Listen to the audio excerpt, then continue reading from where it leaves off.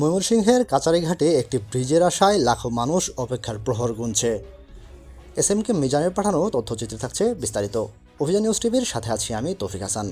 সরেজমিনে দেখা যায় প্রতিদিন হাজার হাজার মানুষ এই ঘাট দিয়ে নৌকার মাধ্যমে যাতায়াত করছেন। এতে একদিকে যেমন সময় অপচয় হচ্ছে, তেমনি অন্যদিকে নানান সমস্যার সৃষ্টি হচ্ছে। বিভিন্ন শিক্ষা প্রতিষ্ঠানের শিক্ষার্থীরা এই ঘাট দিয়ে যাতায়াতের ফলে সঠিক সময়ে পৌঁছাতে পারছে না শিক্ষা প্রতিষ্ঠানে, এবং বিভিন্ন দপ্তরে চাকরিরত ব্যক্তিদেরও যাতায়াতে সমস্যা তৈরি হচ্ছে। সঠিক সময়ে পৌঁছাতে ব্যর্থ হন অনেকেই। ফায়ার সার্ভিসের গাড়ি এবং অ্যাম্বুলেন্স পৌঁছাতে পারে না চলাঞ্চলে। জনসাধারণের কষ্ট এবং দুর্ভোগ নিরসনে এখানে একটি ব্রিজ এখন সময়ের দাবি। সকলেই চান এখানে একটি ব্রিজ হোক। মানুষের চলাচল করতে অনেক ভুগনি, ছাত্র ছাত্রী অফিস আদালত নিয়ে বর্ষাকালে অনেক আরো কষ্ট হয়। এই নৌকা দিয়ে যাতায়াত করতে অনেক অসুবিধা।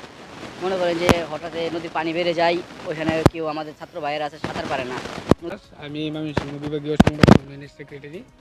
তো বিষয়টা হলো যে আমাদের যে কাছারিঘাট থেকে এই জয়বাংলা বাজার হয়ে দেখা যায় তারাকান্দা, ফুলপুর এবং কিন্তু বুড়োরচর, নকলা পর্যন্ত কিন্তু যাতায়াত হয় মানুষ এই কাছারিঘাট দিয়ে, এদিক দিয়ে আনাগোনা করে। তা আমাদের এই চর অঞ্চলে প্রায় 4টি ইউনিয়ন সহ এই তারাকান্দার বালিকা ইউনিয়ন এবং কি রহিমগঞ্জ ইউনিয়নের লোকজন কিন্তু এদিক দিয়ে আনাগোনা করে। তো এখান দিয়ে আমাদের দেখা যায় যে ময়মনসিংহ স্কুল কলেজ ভার্সিটির ছেলেমেয়েরা আমাদের চর অঞ্চলের কিন্তু অধিকাংশই শিক্ষার্থী কিন্তু এই এই নৌকা দিয়ে যাতায়াত করে।